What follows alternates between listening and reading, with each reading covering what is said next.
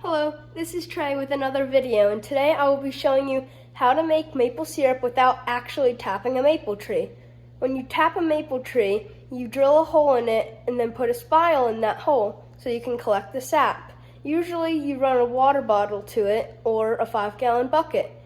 I will show you that you can just cut the end of a branch off a maple tree and put a bottle on the end, and then you can collect sap that way. You won't collect as much sap as tapping a maple tree, and it won't be as fast, but this is a good way to make it if you just want to make a few ounces. Now I will show you how to cut the bottle. Alright, so you have the bottle. You just want to cut an X in it, because when you do that, it creates a hole so the branch will stay snug on the bottle. Make sure you're careful with this, or you have an adult around so you don't cut yourself.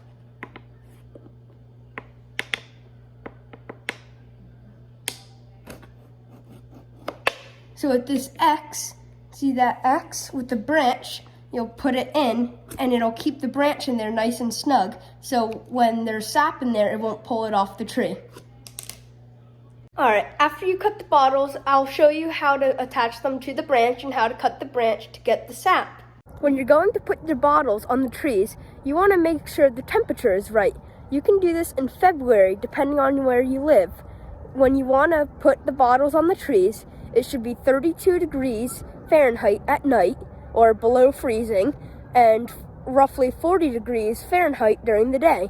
That is the best time, because then the sap flow is going from the roots where it freezes at night, and then it'll be going up through the tree to start making buds, and that's when you'll be able to collect the sap the best.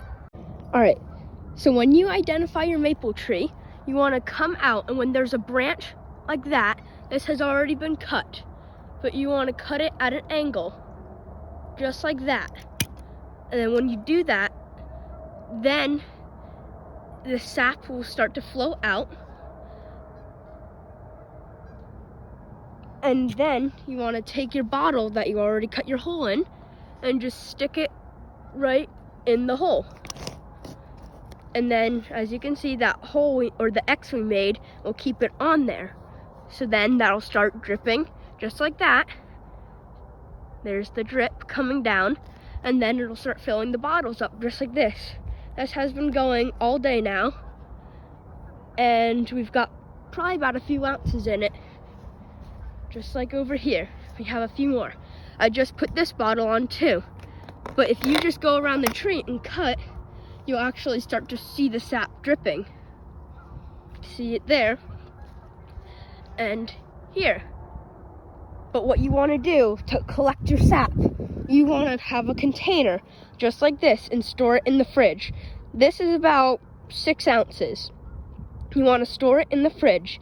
It'll keep for roughly 7 days when kept in refrigerated, and it'll be kept for 10 days if you freeze it. Then you want to boil it down, and I'll show you that later. When you're going to put your bottles on the trees, you want to make sure the temperature is right. You can do this in February, depending on where you live. When you want to put the bottles on the trees, it should be 32 degrees Fahrenheit at night, or below freezing, and roughly 40 degrees Fahrenheit during the day.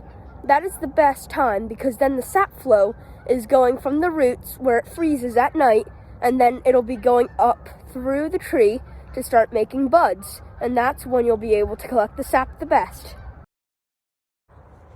Alright, so today we're going to be collecting sap, and I'll show you how to do that now. This is my container I'm collecting sap in. It's frozen now because I put it in the freezer just so it can stay a little longer, because I'm leaving it in the freezer for over 10 days and I don't want it to spoil. So when you're collecting sap, you can see there's sap in it now, and that's been going for a day, and today really didn't get too warm. It was in the 40s, and over there's some more bottles, and same with over there. But I'll just show you how to collect it, and it's really easy. Just like when I put it on, you just pull it right off. Unscrew the cap, and then you just pour it right into your container. And then, just like when you were putting it on for the first time after you cut the branch, you screw the cap back on, and then you just put it back on the branch. And then you're done. All right, so this is my setup that I'm using to boil the maple syrup. So this is a Gas One. It's not sponsored, but it's a Gas One propane camping stove. You just hook the hose to the propane and you light it up. I'm using, this is a stainless steel buffet pan. You can get them on Amazon for about 30 bucks, and they work great for boiling the maple syrup. This is good because when you boil it, you want to make sure you have a lot of surface area, because the most surface area you have makes it faster to boil the maple syrup. Also, when choosing a pan, you want to choose it with the most surface area. You don't have to use a camping stove like this. You could do it over an open fire, on a fire pit, or even build a homemade cinder block evaporator. You also could use it on your grill or even on the stovetop. Be careful when you do it on your stovetop, because the evaporation from the maple sap could pull wallpaper off because it's sticky, or it could just make everything else sticky around it. When you begin to boil, you want to filter out your sap before you boil it. I like doing this and getting the bark out of the sap first, just so it doesn't boil in and sometimes might get a taste into your sap then. And then I'll show you when it's boiling. Sorry if the audio is bad, but it's just starting. It's not boiling yet, but as you can see, the vapor's coming off, so it's evaporating. And this flame is pretty high. It's been going really hard, and it's a very good flame. And you can see it's only at medium. The high is so much more, and it's already boiling off a lot. All I did was I took this stupor, because when this is boiling, and it already is, it'll have foam at the top, which are impurities. So you want to scoop that foam off and just dump that out. And I just put this over and dump the sap into it to filter it off. All right, so now I'm going to filter out the sap after boiling it.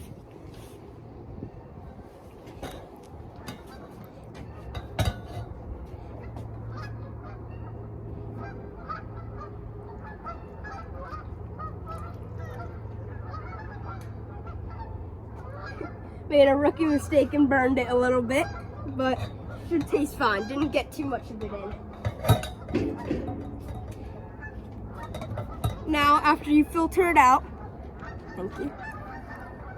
I have just a regular filter. You can get them on Amazon. After you filter them out, you bring them inside, and then you boil it down for the rest. You can boil it, usually it becomes maple syrup 7.5 degrees above the boiling point of water, wherever you live.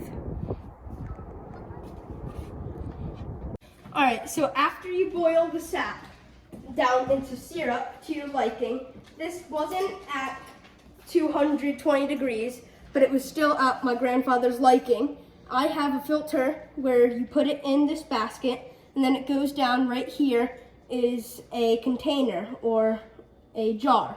So you just want to pour it in and make sure your filter is damp and the sap is still hot. You don't want it to cool, because then it'll flow through the filter better.